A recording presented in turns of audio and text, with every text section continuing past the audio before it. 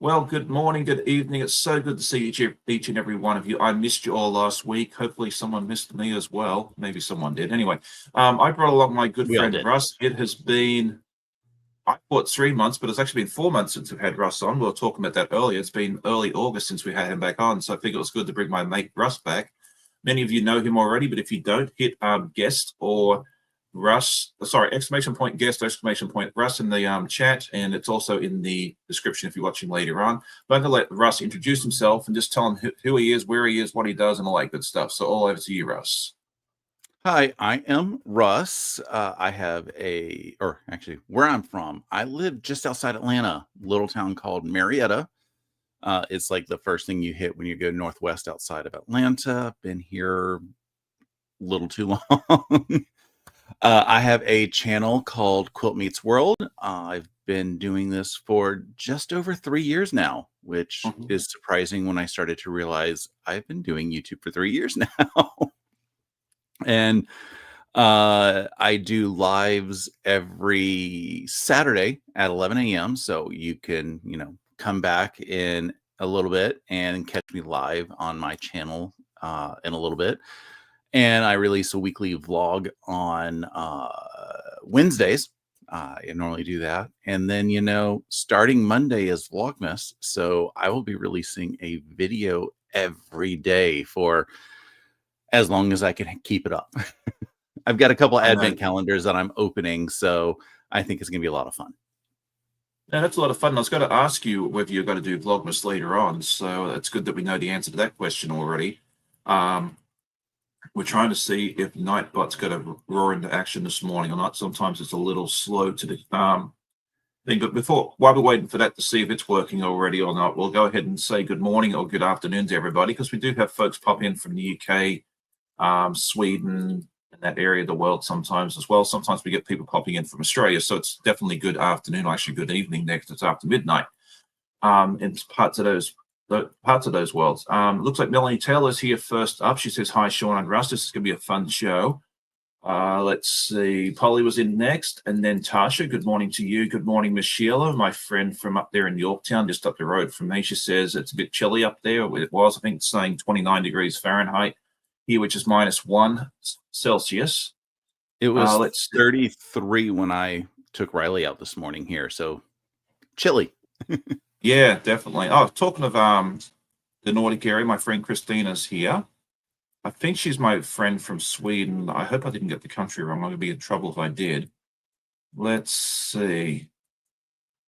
There was one comment I wanted to throw up for everybody to see, and that was my mate Stephen. He says, hi, Sean and Russ. Let's hope the power stays on this time. Otherwise, it's Russ's fault.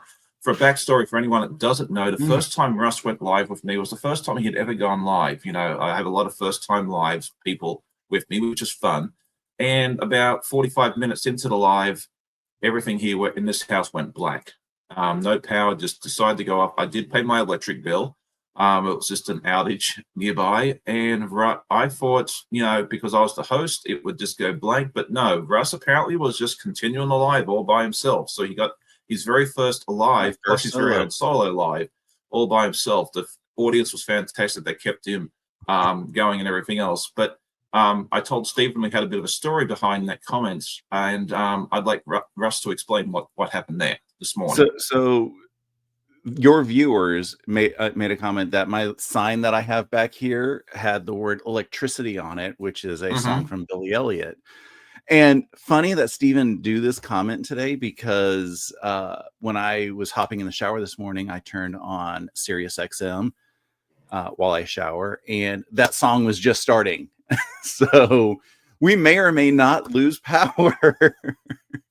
But at least this time, if it does, Russ is well versed in lives. He knows what he's doing. He'll rock it like a champ. So it's I think even for that reason alone, I don't think we have to worry too much about it, because I think that was just the universe's way of saying, hey Russ, you can do this all by yourself, and here's proof that you can. So, but yeah, that's kind of our running joke between Russ and I. It's been going on for what, a couple of years now, I think. Yeah, it would be 2.5 years, because my first live with you was in March, 2.5 years ago.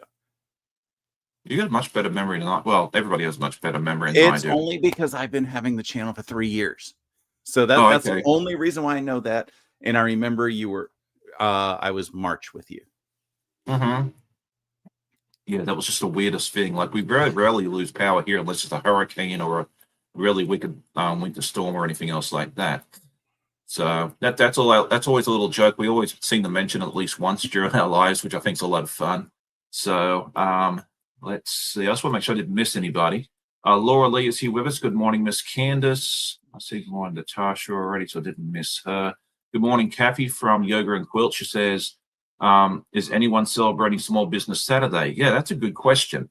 The answer for that for me is yes. I do have to run over to Fabric Hut a little later on and grab some fabric. Although, who knows? Maybe I'll go up to Sunshine Corner. I have to go find a panel because a friend of mine told me on Monday that he and his wife are having their second baby. Oh, So it's nice. like, okay, I got to find another baby quilt to make. And the pattern for the first baby was made with a panel. And I'm like, if I could find another panel that I like, use the same pattern. Yeah. Now that I'm thinking about it, I might go to Sunshine Corner. It might be closer. I'll check it out on Maps Froley. But yes, I will be supporting Small Business Saturday. I'll be going to a quilt shop of some description today. I'd love to go visit my friends up at Inspirations, but they're a little too far away for me today. I need to get up there and get back because I've got other stuff to do today. But yeah, I'll be going somewhere. Anyway, so enough about that. Otherwise, we were talking about which quilt shop. You'll be going through my crazy process of where I'm going today, Right. and that's never a good thing. Layla Young says, "Happy Saturday, everyone. Good morning, Miss Andy." She says, "Good morning from the beach. Family trip from Thanksgiving has been so relaxing." Okay, I was going to say because Arizona does not have oceanfront property, even though there's a song about it. Dawn Stewart, good morning to you. Good morning, Miss Donna. It's good to see you as well. Have our links either Nightbot has woken up. Okay, good for Yeah, it. Nightbot did wake up. Okay, because I was worried there for a minute. It's early for Okay, some people. it is. It seems like the last couple of weeks, for whatever reason, Nightbot works, but it takes a couple of minutes for it to warm up and get out of bed. I guess it has to drink its virtual coffee first. Let's see. Oh, good morning to John from Guys Craft 2. It's good to see you as well. I need to reach out to you too and chat to you about something a little bit. Let's see. Andy says 12 Days of Quiltmas starts on Monday as well. First up is our friend Kristen from Scrap Fabric Love. Yeah, let's talk about that real quick before we get too much further. Yeah, 12 Days of Quiltmas. We have 12 wonderful content creators doing a showing off a project that they made that's Christmas related or holiday related, and it's also going to be part of a giveaway. So the items that you show that's shown are going to be up for grabs. I will be part of that myself. I will be presenting mine on Thursday, the 4th, and I'm very excited to show you what I've been working on in secret. I've been I've wanted to show sneak peeks and kind of give stuff away, and I've been really, really good and haven't done that. So yeah, definitely tune in. It'll be a premiere at 6 p.m. Eastern on my channel. But yeah, definitely go over and visit Kristen at Scrap Fabric Love. She's a wonderful Canadian lady who lives in the UK now. And then I forget who day 2 is. And then I think Tasha's day 3. I'm day 4. Donna is like day 8, 9, or 10. I'll put out some more information about that in a little bit. That'll be So you pretty cool. yes, you kind of get an idea of what's going on, but that's a lot of fun. You don't want to miss that. Watch each of those videos because you need to get the secret word from each person, and that way you kind of get into the giveaway. And there's going to be some really fun prizes there for you guys to win. So there you go. What else are we doing here? I'm missing people, I know, and I apologize in advance. Oh, Annette's here this morning. Nancy is here with us as well. She says she has snow alerts there in Wisconsin today. That's. I'm glad it's you and not me.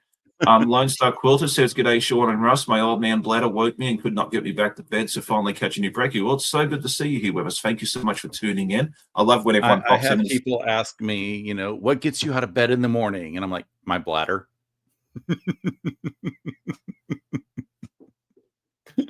Me, it's I'm just so used to getting up at the same time every morning. Like I'm usually up at 6, 6:10 or something to get Amanda and There's I that ready too. for the day. And then Saturday I've got this live with everybody, and then Sunday morning I'm usually up at the crack of dawn recording my podcast. So yes, sleeping in, that's for the girls. I have 2 European sleeping girls. I probably won't see them until about noon. I'll probably be back from the quilt shop before those two roll out of bed.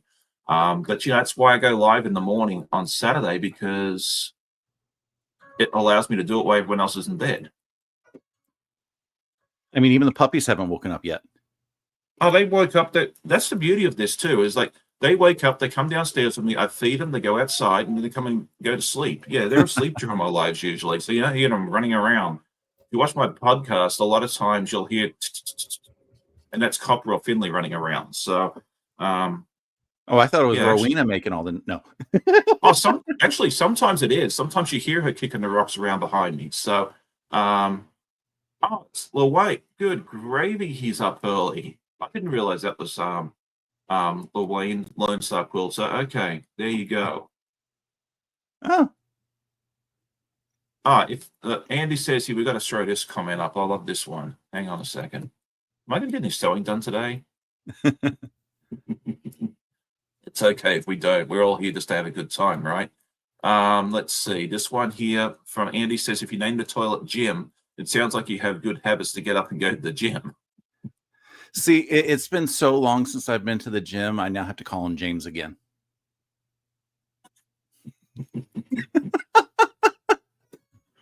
All right. I heard that one yesterday, and I was like, okay, this is just perfect.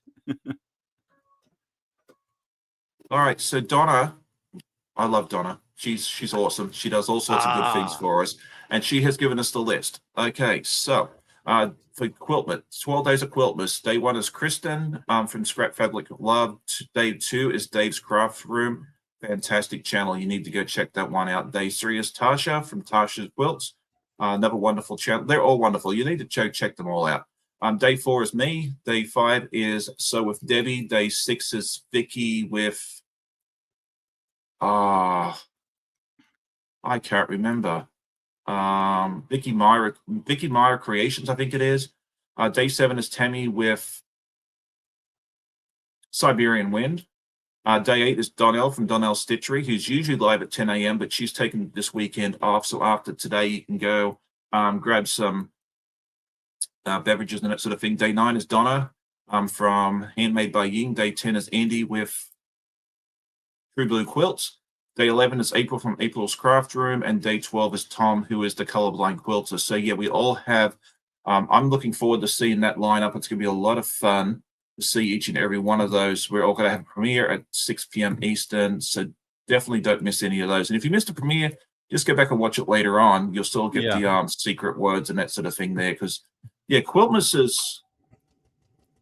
and like Vlogmas in general is a lot of work. I've tried doing Vlogmas a few times, and I've never succeeded. So I don't even try anymore. Every year, I'm like, why am I like? By the time that we're halfway through, I'm like, why did I agree to do this, or why did I think about doing this? But then when the entire series is over, I'm like, that was fun. I mean, and then I'm like, I don't want to do it again, and then I'll do it again. Yeah, I actually did it. The first time I did it was when I very first started my channel. I did my very first podcast on Sunday, and I think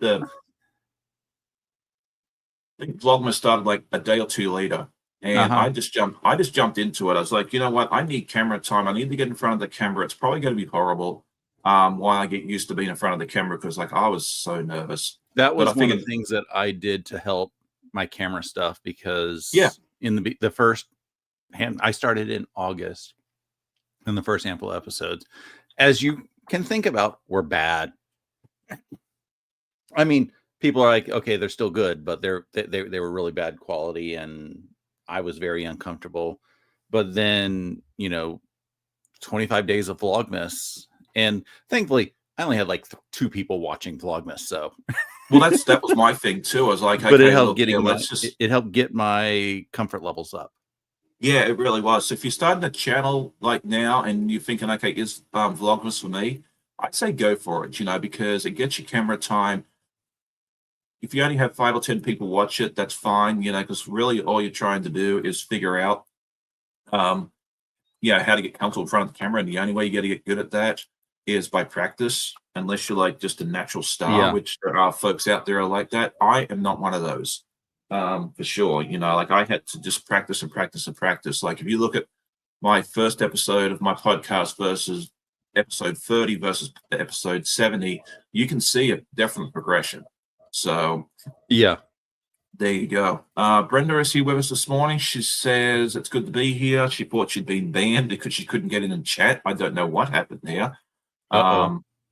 But she's in now, so that's a good thing. Brenda's a lovely lady out there in Louisville, Kentucky. Wonderful lady. Her husband sews as well.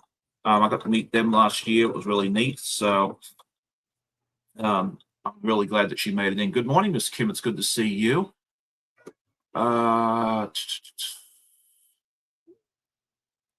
I miss anybody else? Nikki B. Quilts, good morning to you as well. Molly, I see us here. Good morning, Catherine. And Diana, she says, good morning from not so sunny Bermuda.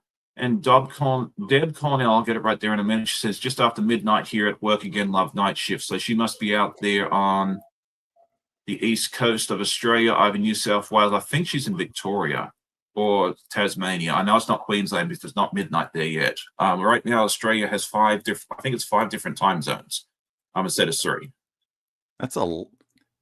It's not that much. Oh, wait, I'm sorry. It's because it's so far south. Because I'm like, it's not that much bigger than the U.S., which has. It's not.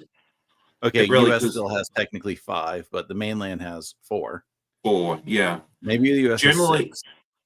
Yeah, generally, like during the winter time, they have 3. There's Eastern, which is 10 hours past UTC. Central, which is 9.5. Why it's half an hour and not a full hour, who knows? And then Western, which is 2 hours behind Eastern. But during daylight savings, Western Australia stays the same, they don't observe it. South Australia, and I think one of them observes it. I don't remember. One observes it, one doesn't. And then on the East Coast, Queensland does not, but the other 3 do. So, yeah, I think there's 5 time zones in Australia at this present moment because they're going into summer. While we're all here freezing to death in the Northern Hemisphere, they are getting ready to melt. So, yeah, I've seen videos learning it gets a little warm down there. Yes, yeah, Christmas time. I always hear of that song, "I'm Dreaming of a White Christmas," and to me, when I was growing up, a white Christmas was one where you didn't get sunburned out when you were outside in the swimming pool or playing backyard cricket. So there you go. I do remember asking you a couple years ago about Australian Christmas songs. Yeah, White Christmas and things like that just seem really weird. It really does, but it's actually interesting that you mentioned that as well. And this was not pre-scripted, I promise. The girls we were decorating the house for Christmas last night. We haven't put the ornaments on the tree yet because that's like a 2-hour ordeal by itself because we have so many. We have enough Christmas ornaments that we have an odd year box, and an even year box. Really? Yes.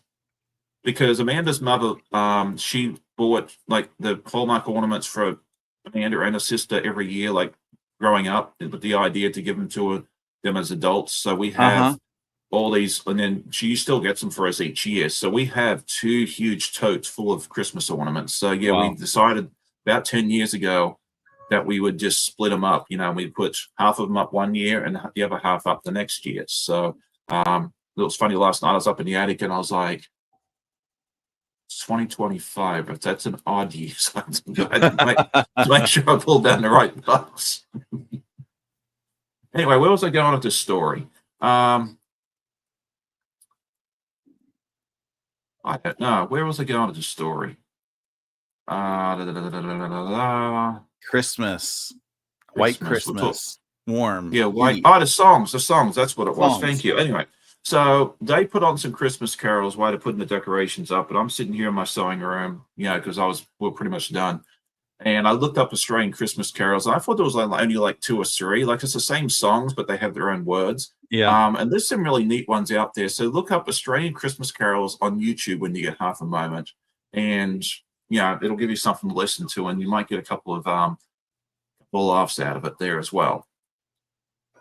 I'll have to do that. Okay, so Donna's saying here that she's hosting next year's 12 Days of Quiltmas. So if any content creators wish to join in, I'll be doing a video to invite after this year closes out so we can set up the lineup for 2026. So if you're interested in being part of 12 Days of Quiltmas next year, keep an eye out with Donna or reach out to her after the new year. And, that way you can get hooked into that.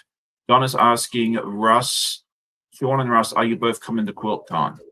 I am planning to be there on the Saturday. That is still, unless something changes, like something we don't expect, like illness or something like that.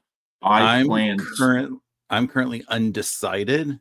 I initially was saying yes, and then I found out this year for some reason, Modern Quilt Guild members aren't getting free passes. Yeah, like we've gotten in the past years. So I'm like, okay, do I want to spend the money on the hotel plus money on passes, plus, the gas, the food, and everything else when I have yet another trip in May to Massachusetts? So I'll probably find out by the beginning of the year what my budget is for this year to know if I'm going to go. Because I can't rely on, my bonus and everything, because that doesn't go into effect until after QuiltCon. So I won't know what extra money I'm going to have until after QuiltCon. Yeah, I know it's hard. I mean, for me, it's easier because it's a 2.5 hour away. Yeah, a couple of hours away. It's I can just for a tank of gas and a $15 parking pass and the $15 to get in. I can it's fairly easy for me. So plus, for you, it's going to be in your backyard the following year. So yes, next year it's down the street. So in Atlanta too. So I would love to see you again. It was so neat being able to hang out with you and spend a day with you and Louane. Last year, was it last year? 2020? Yeah, it was a year and a half ago at this point. Yeah, so it was last year. Yeah, when you get close to the end of the year, you talk about next year and last year and this year. And you don't know what year. Well, maybe we're also halfway through between the two cons, so yeah. No, it's but no, I definitely plan to go. As I said, unless there's an illness or something like that, I plan to make the trip down. I really enjoyed meeting everybody last year. It was so much fun to be able to do that, and I plan to do that again next year. So yeah, hopefully, if all goes well and nothing weird happens, I'll be down there on the Saturday morning there as well. Good morning, Nanette. It's good to see you as well. Russ, see if Todd the bear quilter is going, as last time he got an Airbnb and shared. Yeah, I know a lot of folks are doing the Airbnb thing and splitting the costs that way. And I think that's a good way of doing it. I mean, I keep, when it's in Phoenix, I keep thinking about going out there, but once I see the airline ticket prices, I'm like, no, I think I'll get that a pass. It was a combination of the airline and the hotel prices, because it was going to cost me somewhere between $500 and $600 for the airline, and then $500 plus a night for our hotel. Well, Phoenix is rough too because it's the same time as baseball spring training. Yeah, that's what John from Guys Craft 2 said. He's like, this is a really bad time to be doing it because everything is so expensive. Yeah. Now, if I ever went out to Phoenix, I'd be knocking on John's door and saying, hey, you got a spare couch, bed, spare piece of floor I can lay on. I don't know if he has the extra room now that he's moved things around for his studio space. You know what? I'll put a sleeping bag underneath the long arm if that's what it takes, I mean, my friend David used to live in Phoenix, so his family still is there. So I'm like, I wonder if I could crash with them. Yeah, the hotel prices over there is what I was looking at that too, and it's like, that's just not a good time of year to do it. Yeah, but I mean, it was gorgeous weather because that's really good. Oh, definitely. Yeah. Plus, I'm spoiled where it's in Raleigh like the next year, so I was just like, I'd love to get up there and see some of the West Coast folk and that sort of thing there, but just the budget just wasn't going to allow it. So there you go. Oh, that's right. Andy lives out that way too. I can go crash with her. Um, all I need now is for United or Delta or Southwest or someone to sponsor my airline ticket. Is anyone listening? My email is the guy who sews at gmail.com. Oh, there you go. John says we always have room for friends and family. Okay, so now we just need to get that subsidized airline ticket, and we might have to go to the 1 year. We got 2 years to figure it out, so that'll be good. So Lorraine says that 2026 we're all crashing at Russ's place. So you better let Riley know so she's ready. Yeah, I was gonna say Riley would probably be a little bit upset if you took her bet. Yeah, just leave her bed, and other than that, I think you'll be all right. Druvako's here with us this morning. I hope I got the name right there as well. Let's see. Good morning, Ingrid. It's good to see you. Okay, so someone asked a little while ago if what I was working on. So it's currently under the needle, so I really don't want to take it off. But I have this Christmas gnome that you might be able to see the bottom half of, and that's the top up.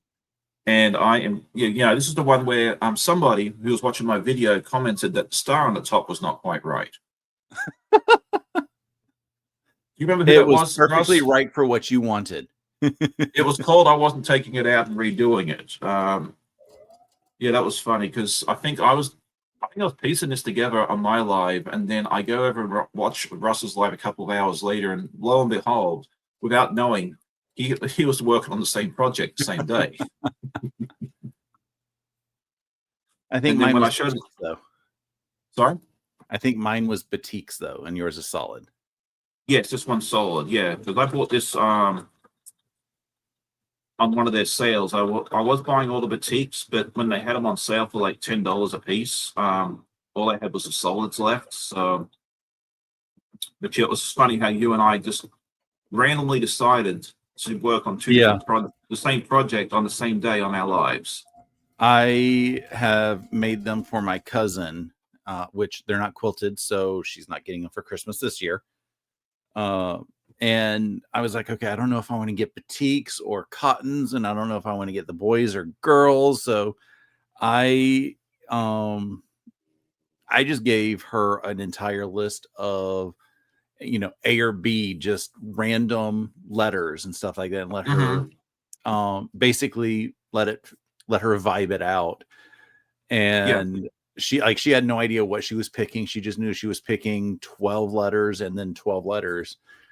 And she I think it ended up being 50-50 with the boys and girls, but there was I think it was 7 batiks and 5 cottons. Oh wow, okay. So but she's gonna be excited whenever she gets them all anyway. Her birthday's in December, so it's not like I can say, this is a late birthday or late Christmas, early birthday present. So I just need to get my butt off the ground and get back on more work on the long arm. Yeah. That sounds good. Because you've pieced them all, correct? Yes, they're all pieced. And I have the backing, and I'm just going to put them all on the same backing. I just need to load the long arm, pick a pantograph, and let it run. And because you can stack so many at the same time, it's going to take me all of like an hour to get the quilting done if I do the pantograph. So I'm just like, I just need to get it up there. Yeah. That's awesome. And then, all the binding that has to happen after that.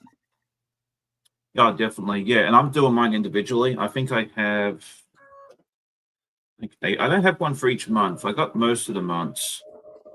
And originally I was going to do them. Someone suggested I do them as door hangers. And that was originally my plan. And then Amanda was like, I'd love to hang them in the house seasonally for each of the holidays. And so that's what I've been doing is I've just been quilting them. I just, practice my free motion. Now I'm in my let's try all the different stitches on my machine era. That's the best part. It is because you're just doing little sections at a time, and these are the perfect projects for doing testing, different stitch options on your Yeah. machine.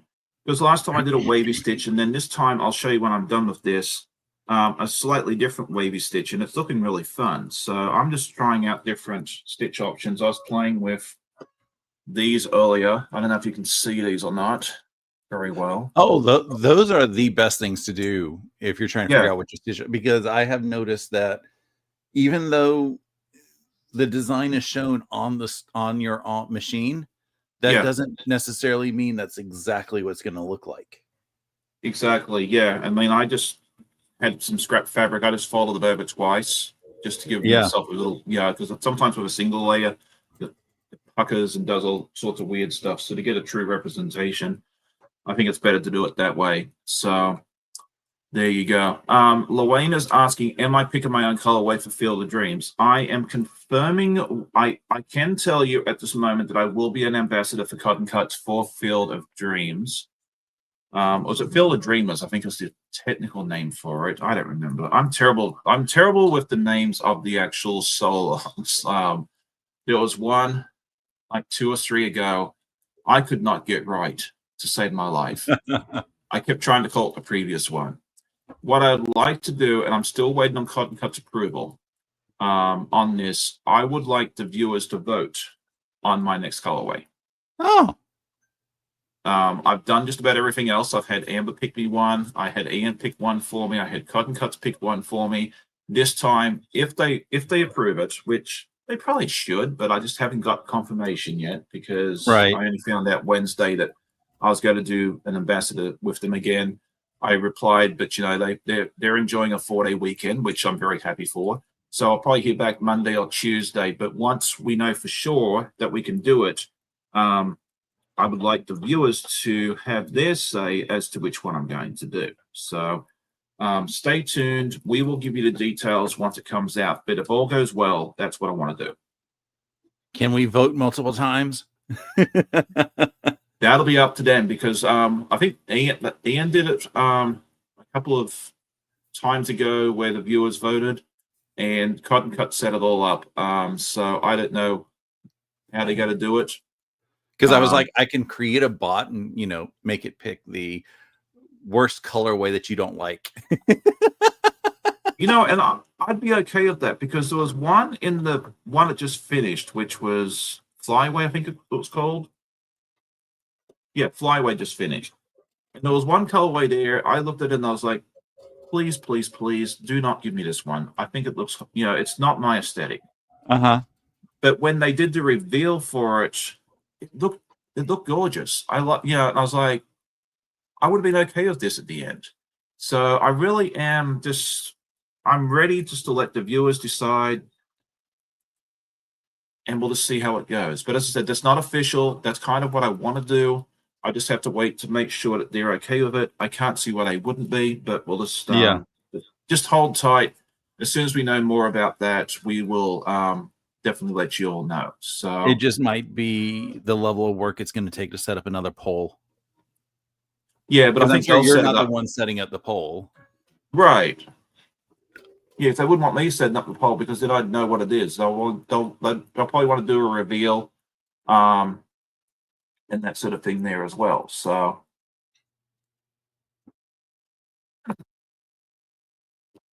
let's just do. Oh, okay. Yeah, I'll do that. Yeah, I haven't done one of their puzzle mystery quilts in a hot minute. The last one I did was, I don't remember what they were called. But I did the Juicy Juice colorway. Oh, yeah. Okay. I think that was.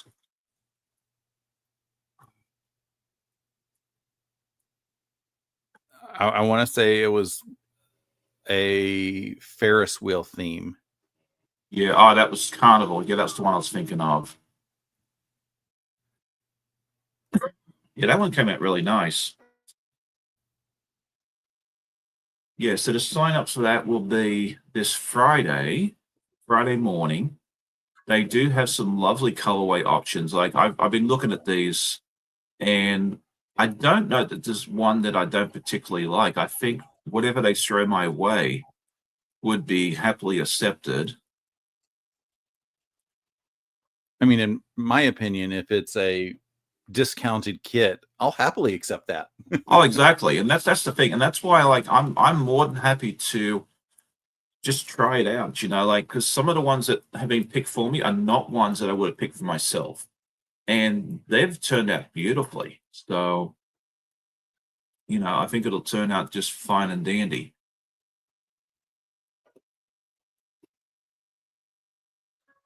Right. Okay. Yeah, Andy says cotton cuts always has such gorgeous colorways, so hard to choose. Yeah, and that's kind of the other reason I don't, because they asked me for my top picks, and I'm like, I don't want to do that. I'll just let someone else pick for me.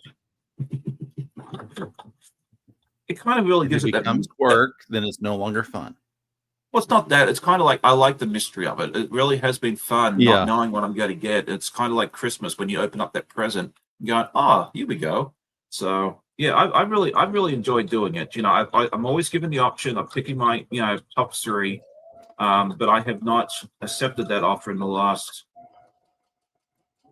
4. Yeah, because it was Amber, Cotton Cuts, and Ian. Yeah, so this will be the 4th one where I have not picked it myself. So that'll be a lot of fun. Good morning, sweet granny. She says, good morning, babysitting great grandson. That is a lot of fun. It's always fun to hang out with the little ones. Hopefully they're behaving themselves. Hopefully. Well, I didn't misbehave in front of my grandmother because it would not have ended well. Good morning, Miss Leanne from Mennonite Farmhouse. It is good to see you. I hope I didn't miss anybody. All right. So what have you been working on recently, Russ? Have you got any fun projects that we may or may not know about? So what I'm working on right now is I'm doing more snowballs on the on this quilt, which is called Arctic Elegance. This is the one that I got when I was on the Stitch in Heaven cruise a month and a half ago.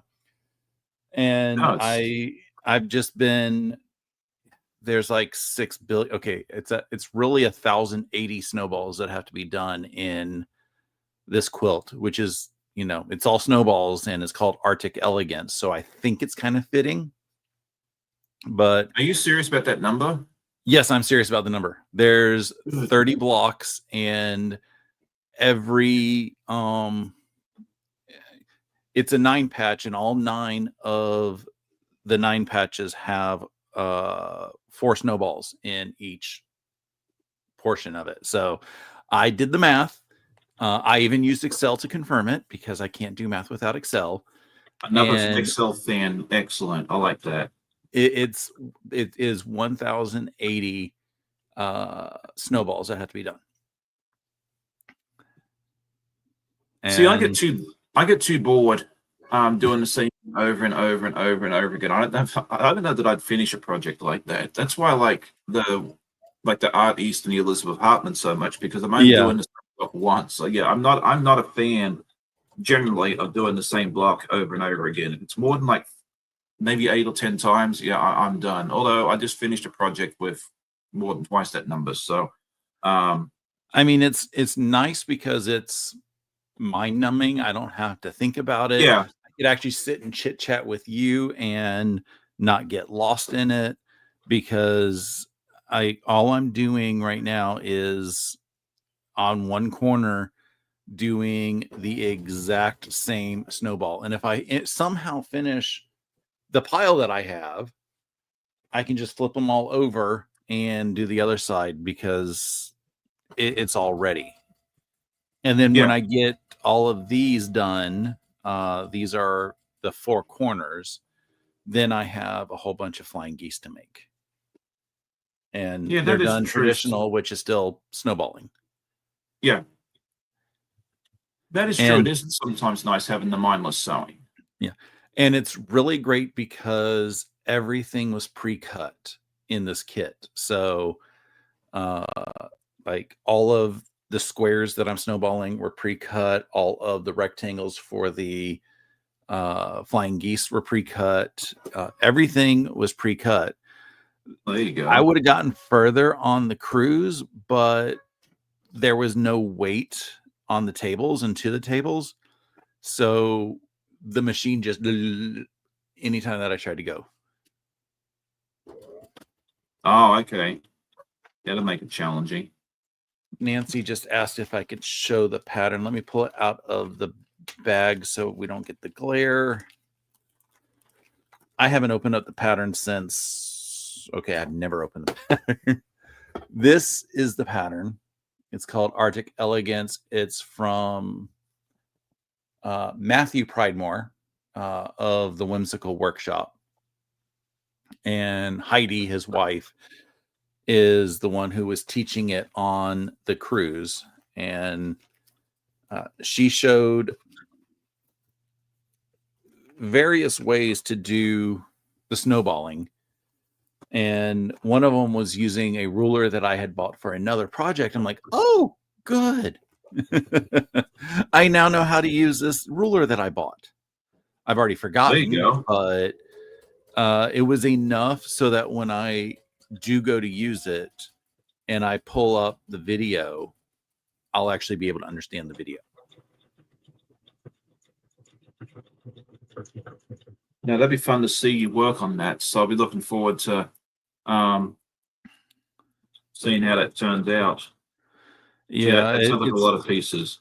It's probably going to be my retreat project when I do Stephanie's retreat in a month.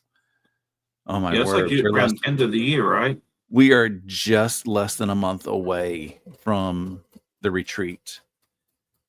And so that's probably what I'm going to be working on is the flying geese and then putting everything together at her retreat. I think that's going to be just, again, something mindless, something that I don't have to sit and think about. And because every block is the same, I don't even have to worry about the whole scrappiness idea. Yeah. Because that's what I stress out the most is once I get blocks completed, it's like, okay, what block do I put where? And then I'll lay it out and I'm like, okay, do I want to shift this? And I will sit there and go for hours just saying, do I need to shift this? Do I need to shift this? Yeah, that's a good question to ask too. Is like,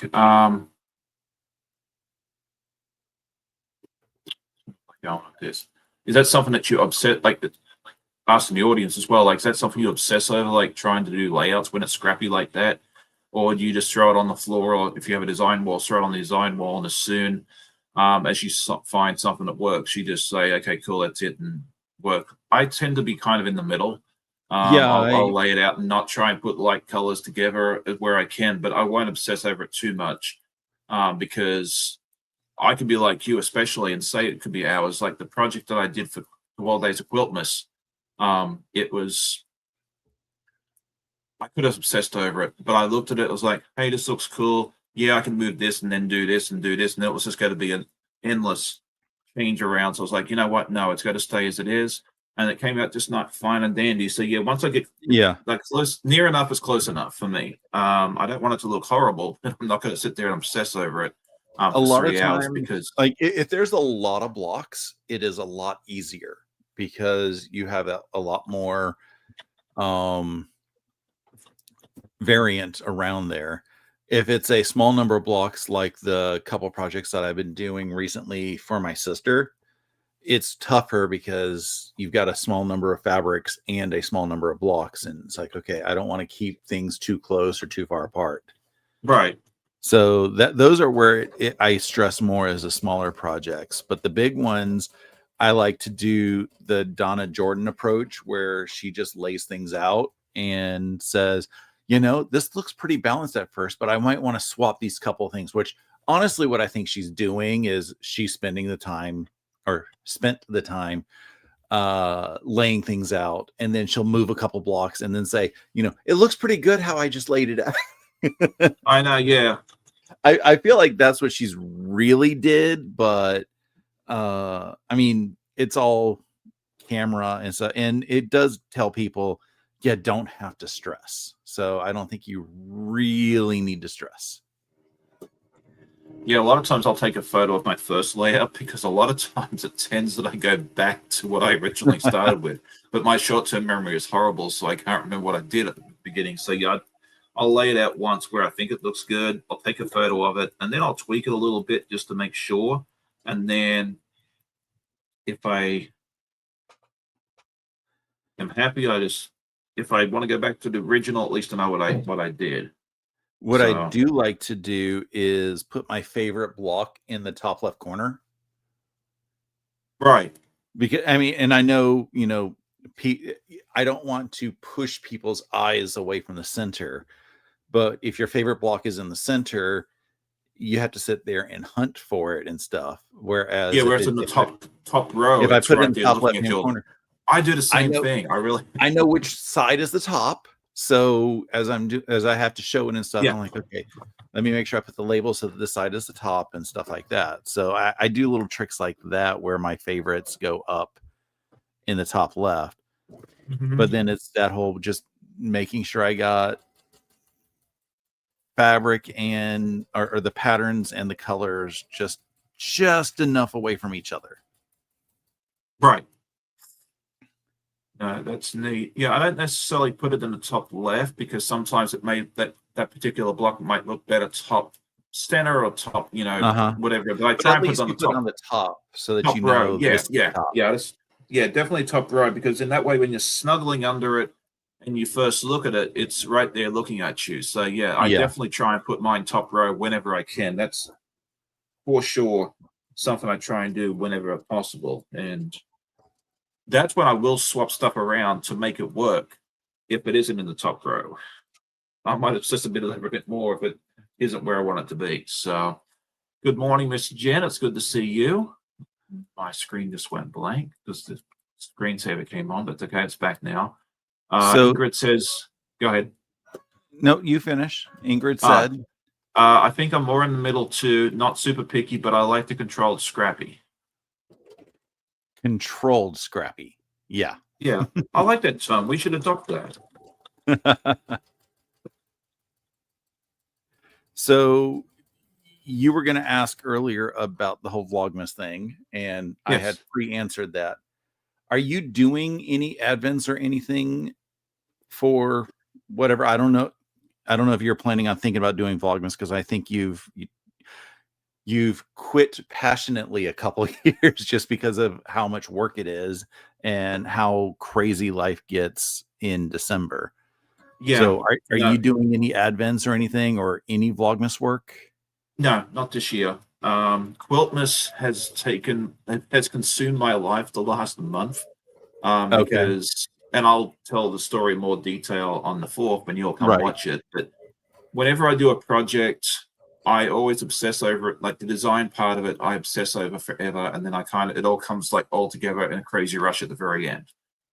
So I knew with that project, trying to do Vlogmas on top of that was not a smart idea. And the last few years, like I always have FOMO, like fear of missing out, of doing Vlogmas because everyone else is doing it and they're doing all these wonderful videos and that. But it's kind of fun for me too, just to relax for a little bit each day, support my friends, watch their videos, and just, not take part. And as for Advent, I decided not to this year. I loved doing the Advent projects in years past. Last year I did the 12 days of stitches from Cotton Cuts. They were a lot of fun. I assembled that quilt top this year. Previous year I did the back quarters from them, and they're a lot of fun. I haven't used them all yet, but I enjoyed unboxing those. This year I just thought again, like, I don't need one more thing on my plate. So nothing really piqued my interest this year either that I wanted to jump into. So I'm just kind of going to enjoy the month of December with my friends and family, and not Yeah, who knows? I might throw out a video or a short here and there that's holiday related. If something comes in my mind, I'm like, hey, let's throw it out. I will. But as for anything that's like a series or anything else, yeah, no, not this year. Maybe next year. I keep thinking I want to do something, but if I did, I would record it all well in advance, so that way it just releases. You I you wouldn't want should to. do shorts every day of Australian Christmas songs. There you go. I have to watch the copyright stuff on that too to make sure I don't get Oh the yeah. delisted. So I'm doing 2 Advent boxes. One is the Missouri Star because I ordered it, you know, I think I ordered it on the 31st of December last year.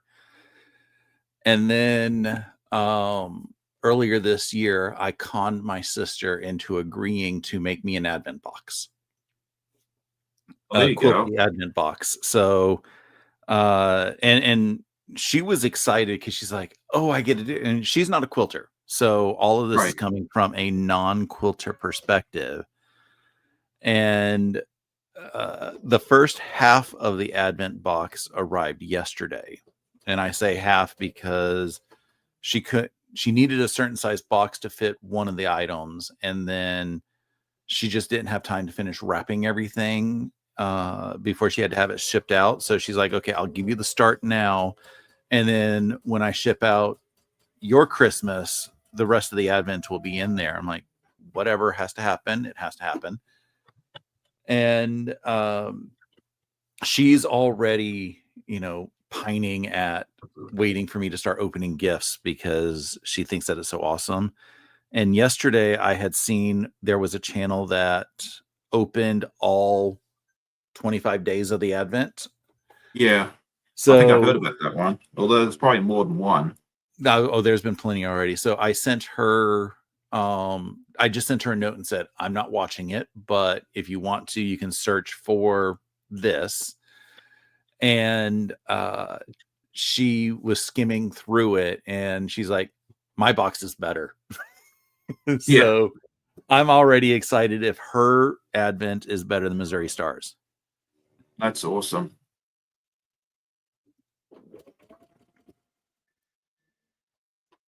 Oh, that's a fun idea. Ingrid says she also got a puzzle advent for me and my nephews to do. You get a handful of puzzle pieces each day for an overall 1,000-piece puzzle. That sounds fun. Yeah, I heard her talking about it one day and I was like, do they give you the outer pieces and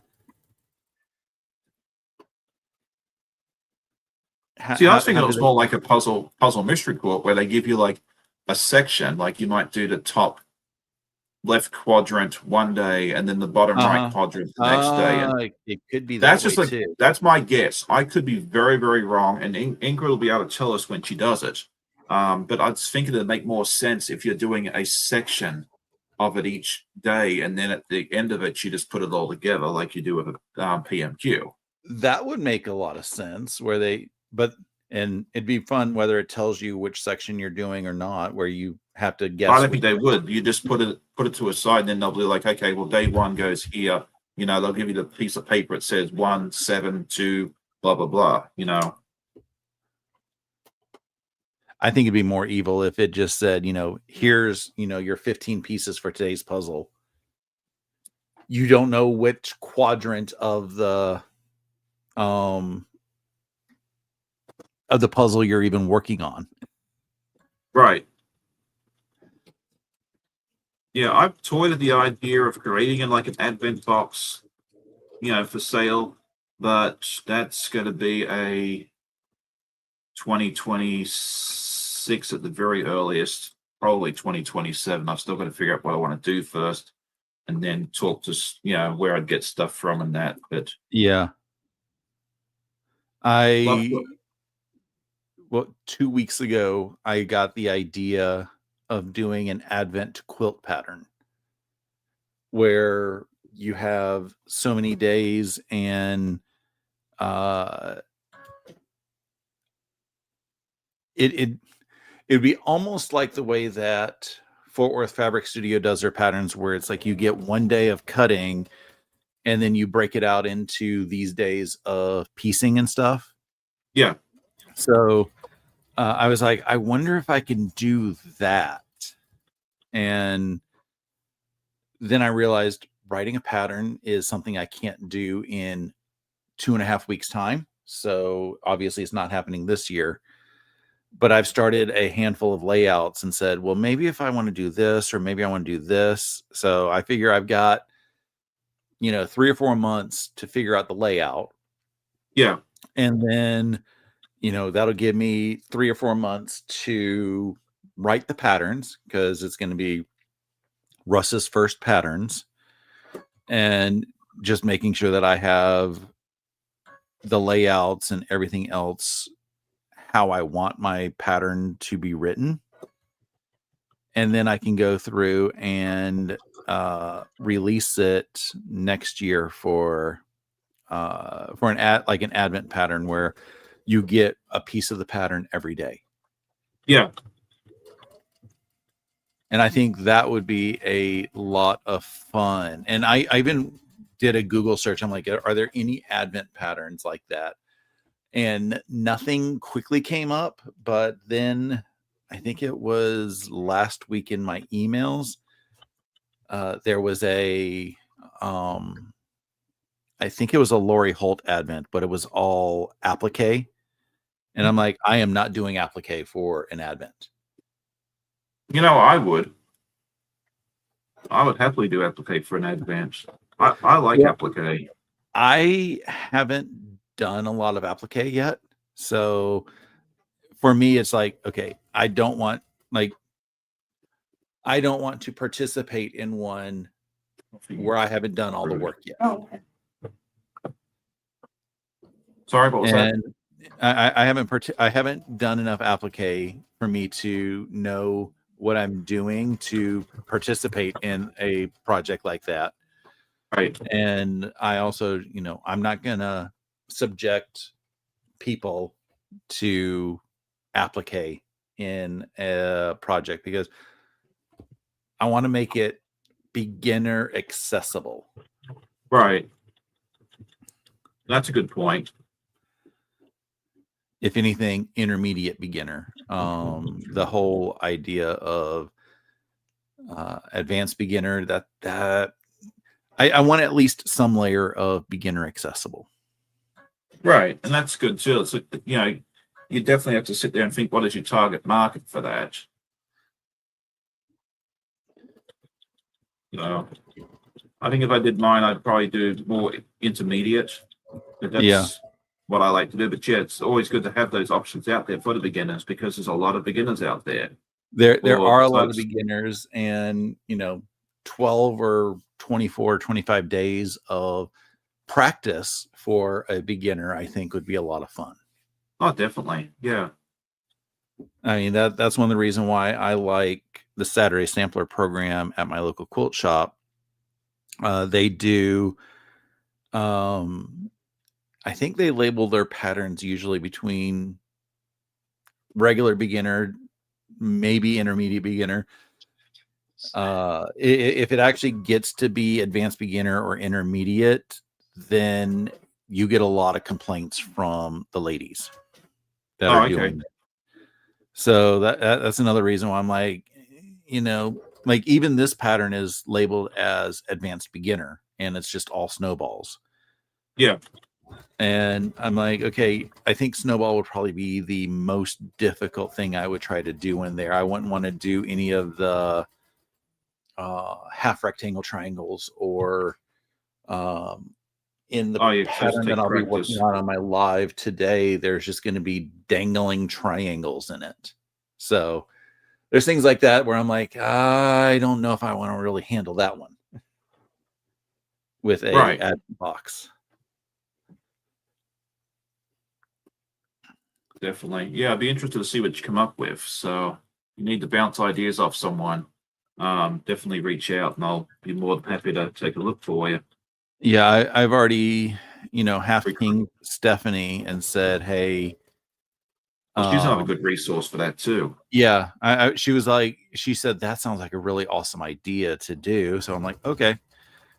And, because she has her shop, I almost Right. wonder if I could partner with her to um, maybe kit up something for that. Well, that's what I was thinking. I was like, if you did do this, she'd be a wonderful resource Yeah. for it. I'd be surprised if you didn't use her.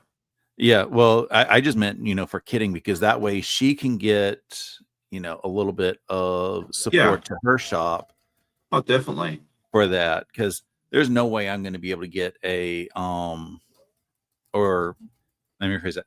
There's no way that I have the time and energy to open up a account with either Moda or Checker or any of the other suppliers for me to buy fabric to make some kits that I may or may not sell. Right. Well, I think you got to buy like to be a wholesaler. You got to spend like $3,000 or $4,000 a year. So it's not Yes. like It's like, I think it's 500 minimum for each purchase, and you have to spend X number a year. right. And I mean, in my defense, I could easily spend that much because I spend that much in the fabric shops. But Yeah. at least if I'm buying it from the fabric shops, I get a lot of variety. Whereas if I order it from, Yeah. You're limited. bulks, I've got all of this. That's not the variety. So I have to figure out what the options are and what might be able to be done. Yeah. That sounds good. So at least think about.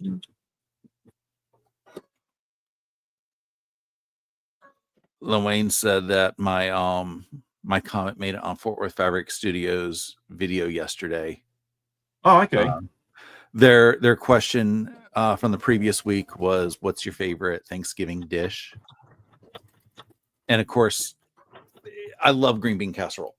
That is my favorite thing to eat every year. So, and Thanksgiving Thursday for me, they had green bean casserole and it was delicious. Oh, very Even though they're good. like, this was crappy green bean casserole, because I'm like, it was good. Don't set yourself short. But I was very disappointed that I didn't have enough time to make my pineapple bacon pound cake for Thanksgiving. Pineapple what pound cake? Pineapple bacon pound cake. Well, that sounds good. It I like pineapple. I like bacon. So Every time that I say pineapple bacon pound cake, people are at first are like, that doesn't sound right. And then I will end up making it. I've made it for my coworkers several times, and every time they're very hesitant to try it, and then they will try it, and they want all the leftovers. And I'm no, that like, I told you it was good. yeah, I'd be willing to try it. Yes, so let's ask that question in the chat. What is your favorite? I know I asked it on the podcast the other week, so I apologize in advance. But yeah, what is your favorite Thanksgiving dish? And then if you are living in a country that doesn't celebrate Thanksgiving because it's only celebrated in the US and Canada, to my understanding, and Canada does it on a Monday, third Monday in Yep. October, so they've had theirs quite a long time ago. What is your favorite Thanksgiving dish or holiday dish? Or if you don't do either, what is your favorite food overall? There's a lot of overlap with Thanksgiving and Christmas dishes here. Yeah, 'cause it's not that far apart. It's like usually like 4 or 5 weeks, depending on what day Thanksgiving falls on. Yeah. Because I remember growing up, well, Thanksgiving was always a turkey. And then Yeah. Christmas was both a turkey and a ham. And I'm like, I don't like turkey enough to even eat it once for Thanksgiving. I will take the smallest piece I can just to say I had Thanksgiving turkey. But Christmas ham, I'm all for the ham. Oh yeah, I love a good. Oh, let's see. Susan says it's what It's what is on the pineapple Canadian bacon pizza. Why not put both in a pound cake? Yeah, I'd try it. And now we got to start the great debate of whether pineapple belongs on a pizza or not. Yes, it does. Thank you. Pineapple is you can grill pineapple, and it's the only fruit that I like cooked, meaning grilled. So, yes, pineapple can belong on pizza. Yeah, I don't know if you've ever tried it, but if you ever get a chance to get pineapple freshly cut from the plant and eaten an hour and a half later, you'll never go back. Yeah, I haven't quite gotten that fresh. I have eaten enough pineapple that it, dissolved my taste buds. Right. Because pineapple is also the only fruit that bites back. Right. And like I was eating the pineapple, just eating, and all of a sudden everything went strange in my mouth. And I'm like, what the flip just happened here? And nothing tasted right for like 3 or 4 days. I love this comment here from Jacqueline. I do too. Bacon makes everything better. I agree. So now it has to be real bacon. You cannot use fake bacon. The correct. Turkey bacon that people no. It has to be the real stuff. There's something about meat candy. Yeah, so there you go. Oh, and Ingrid's comment here is really good too. She says her favorite is anything that she doesn't have to cook. Nancy says she has eaten the pineapple straight from the plant in Hawaii. I did it in Nicaragua a few times because we were at a campsite there, and the guys would go down the hill, cut off a few pineapples, then clean them up and have them on our breakfast table about an hour and a half later. It's fantastic. If you ever get a chance to do it, definitely try it at least once in your life because it's fantastic. So I almost wonder if I could, con a pineapple plant into growing here. I've heard obviously you wouldn't be able to do it outside because apparently any sort of frost will kill it or any sort of thing. Yeah. You can grow them like small ones in like a potted plant or something, apparently. Well, is that one of the plants that it requires multiple years before it starts harvesting? Or is it like, like our traditional tomatoes where it's the same year of harvest? I'm not sure. You'd have to Google that one because I'm not 100% sure. I know like a coffee plant, it takes several years to mature before it starts showing beans. And then it only produces beans for about 5 years. It's got a very short life expectancy. I know one of our neighbors in the neighborhood has a banana tree in their backyard. Mm-hmm. And it survives down there?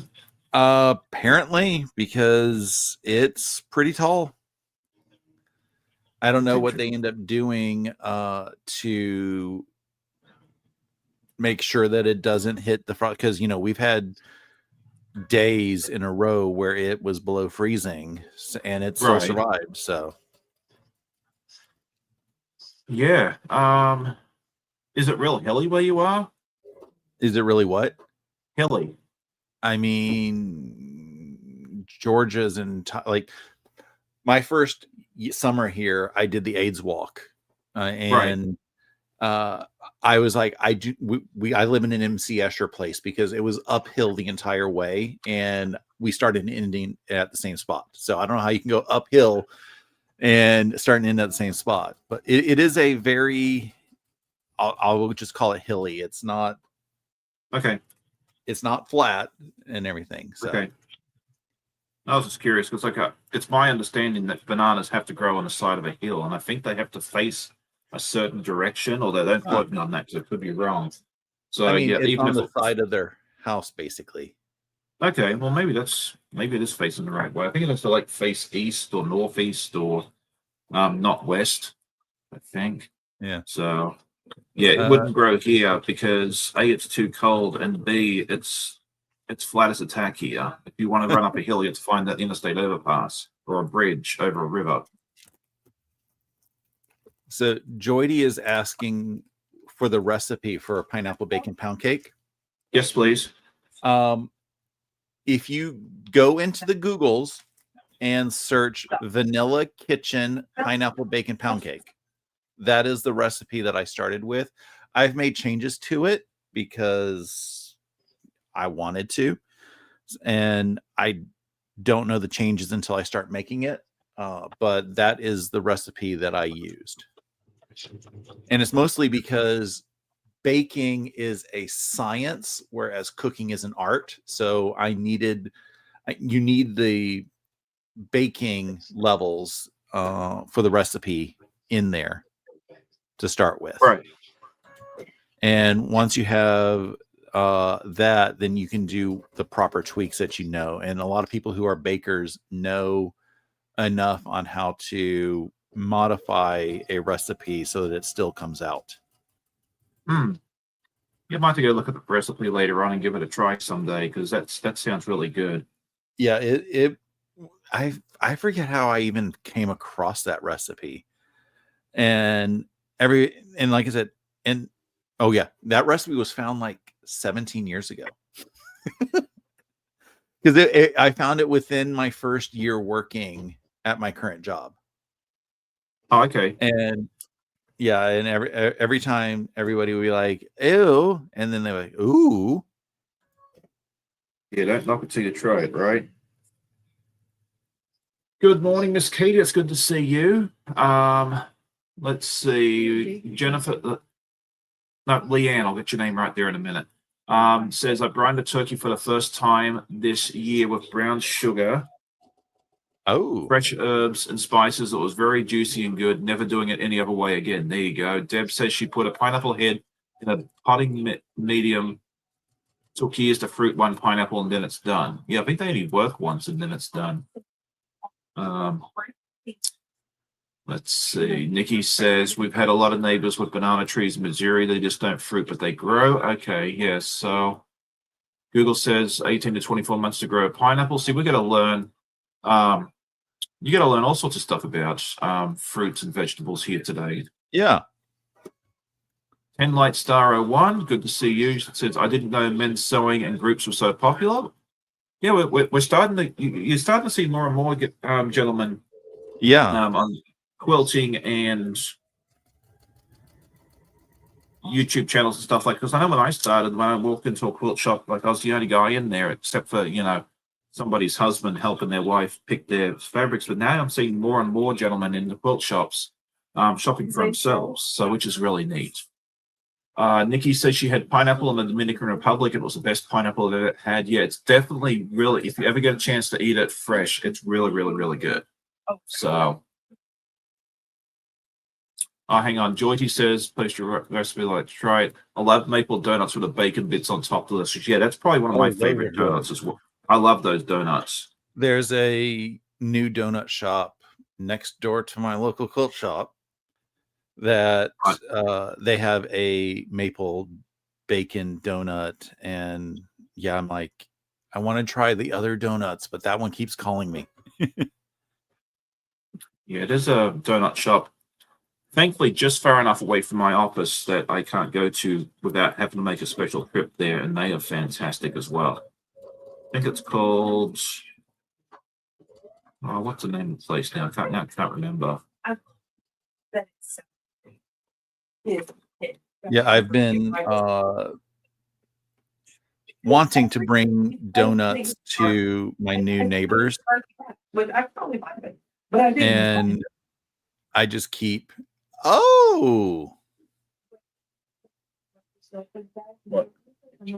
Just doing like, I did a star in the middle and I'm just doing like 2 lines on each of the little triangles.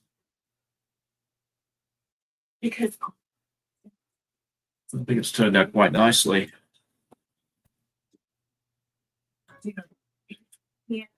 It's either in a race. You've got to keep it. Right. So good morning, Miss Donnell. It's good to see you.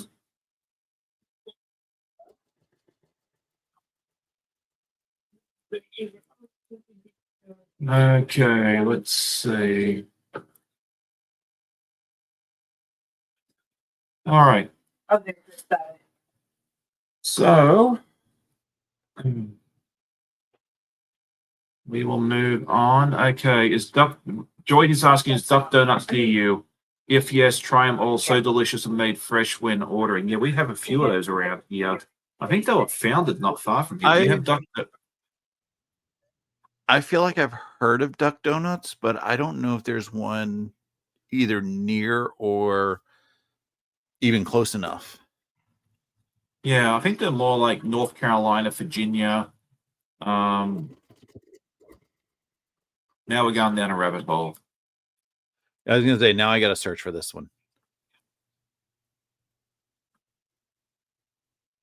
I mean, I do have a Krispy Kreme less than 3 miles away from my house. Actually, there's not one. There's two not far from you. There's one near Roswell, and there's one. I was going to say that area. there's a Duck Donuts. Oh, permanently closed. The one that's on Johnson Ferry. Yeah, it says Ackworth, Georgia. Okay, if Ackworth is the closest one, then that's the closer one is it says that it closed back in August. Alpharetta? And it only lasted 6 years. Alpharetta's a hike unless I'm heading to okay. Bear. Let's see. So I'll find one. There you go. Because I drove by Ackworth, on Thanksgiving.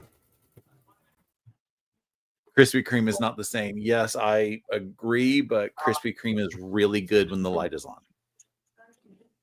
Yeah, I don't mind them, but to me, I love sweet stuff like anybody else, but they're just too sweet. The thing I like about Duck Donuts in the this other place I'm talking about, whose name I can't remember, is they actually make them like as you order them, they actually make donuts and top them for you right there. So like they're like fresh from the fryer, basically. Oh wow! Because yeah, the new one that opened up by me, if you want a stuffed donut, they will stuff it fresh. There you go. Which I was like, I didn't know that you can do that. I mean, I know the stuffing process takes all of 3 seconds, but it's one of those. It just didn't click that it's that easy to do. Like right then and there. I did that backwards. Sorry, I felt the clarity. Changing it then.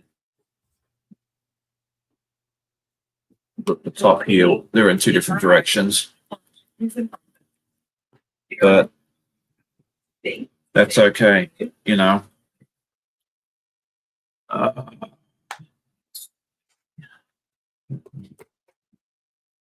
Cindy is here. She says, good morning. Finally catching a live. It's good to see you. I am about to have 3 of the 4 snowballs on all these units done. Oh, very good. So it means I've gotten some good progress in here today. That's good. Yeah, a lot of my guests come on that, they tend to get a lot done for some reason, which is a good thing. Well, we're getting close to saying goodbye. It's almost 9:30. And then I can go have breakfast before I, go on to my live. There you go. Yeah, definitely go check out Russ at 11. He's always a lot of fun. If you enjoyed what you saw today, you'll see more of Russ because Russ is the same here as he is on his own channel. So I have a Halloween pattern that I'm working on, which sounds really strange that it's Christmas and I'm doing Halloween, but it's part of my sister's commissions that she's having me do. There you go. And you're just getting really early for next year. Exactly.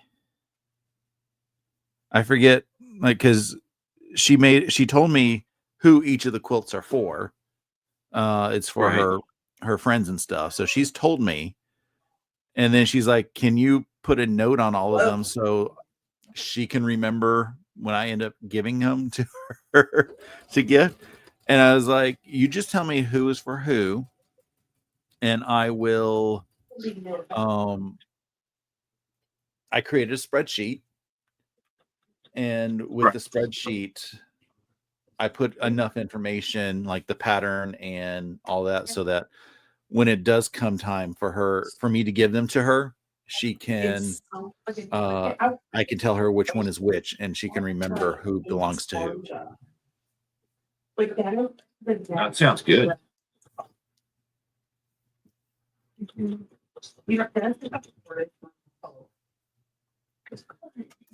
All right, Joy, he says, Russ, let's go to Waffle House. We all know you love your Waffle House. I mean, I used to work for Waffle House, so Right. that was the worst yet most fun 13 months of my life. I waited tables third shift on Cheshire Bridge Road, which is where all the strip clubs are.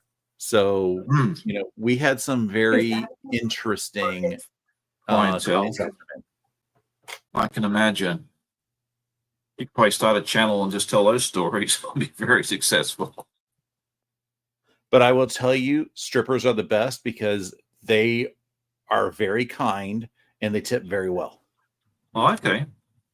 Like they were my favorite customers to come in. The drunk folks who came in after clubbing and stuff, sometimes they were good, sometimes they weren't. Right. I did have to cuss somebody out on Christmas Eve. And like they were like, give me your manager. I was like, here's the manager information. And when the manager came in at 6:30 in the morning, I told him, I was like, somebody might call and complain, and instead of saying what did I do, he's like, what did they do? Because he knew that I didn't take any mess, and that the whole whatever, if something bad happened, it was their fault, not mine. They never called, unfortunately. Right. This is the snowball block that I have to make 6,000 of. Oh, I like those fabrics. They're really pretty. Yeah, it's very cool snowflake fabrics, and these two blues are different blues on the opposite corners. So I just have to finish making 6,000 more of these, it feels like.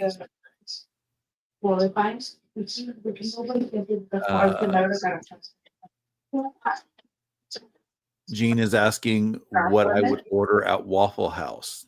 It depends on if I wanted breakfast or dinner. Breakfast is always an all-star special, scrambled with cheese, bacon, and a pecan waffle with the sugar-free dressing, just because. How do I put this? You never know when the last time the waffle or the syrup pours were cleaned. Right. I love that. Yeah, it turned out really nice. And then my dinner thing is usually a Texas cheesesteak plate with the hash browns scattered, covered, chunked, and topped. And then I yell at them if they don't give me my pickles. There you go. All right. Luane says he has to work on Clue 5 Under the Sea this weekend. That's kind of on my list to do as well. Sheila says she had the best Waffle House the other day. I haven't been to Waffle House in a while. So Luane says his Waffle House in Dallas, they had an older lady called Mama, and she took care of all the drunk boys after clubbing. I could just imagine Luane out there clubbing. That'd be funny. All I can say is I've seen things that I would not want to recall ever seeing again. Right. There was one day that somebody brought their friend out clubbing, obviously like beyond drunk, and I was like, if he throws up in here, you're cleaning it up. And he threw up in there. And I pulled out the mop and bucket, and they started to, offer to help cleaning it up. And I'm like, nah, I got this. You're not going to do it right. You're drunk. Right. Yeah. And then I think the worst thing I have seen in there, I went to go use the restroom, and two guys did not lock the door behind them, and they were going at it. Okay.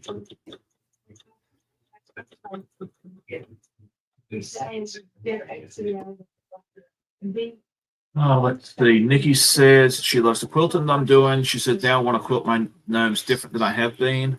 Well, that's good. Yeah, this is one of the reasons I bought the gnomes, is I thought they'd be really good practice from free motion. That is a really good idea. And if I felt like I had enough time, I would practice my free motion. But then at the same time, I'm like, I have my long arm. I want to be able to use. Now I could also free motion on the long arm. Right. Which that doesn't sound like a bad idea until I'm like, how much work that would be. Yeah. That's why I'm glad like I did these individually, because now I can just do each one a little different and just have some fun with it. So there you go. All right. Cindy says, "Oh, I hope they do another gnome series." Yeah, I'm not sure if they are planning to. This was something that Kim over at Cotton Cuts came up with. Be fun if she does. I don't know. Maybe she's already got something planned that I don't know about. They could do like other fun. I want to call it like a monthly series, because I made the table runners for my sister, one for every month, and they did the gnomes one for every month.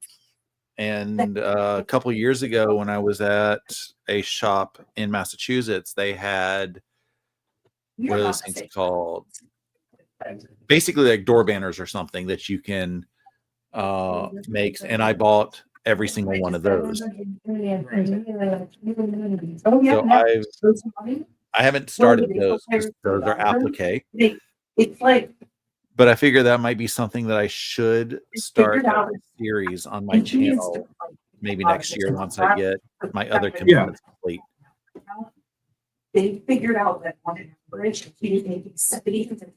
All right, it's 9:27. I'm just going to finish this one little section here and show you what I've done. But yeah, if you find little projects like this, or you even just like get some squares and triangles together and just throw them together like into a placemat or a pot holder or something like that, just try practicing some different techniques like this. Like right now, I'm just doing straight lines, like 2 straight lines per triangle, and it is looking really, really nicely.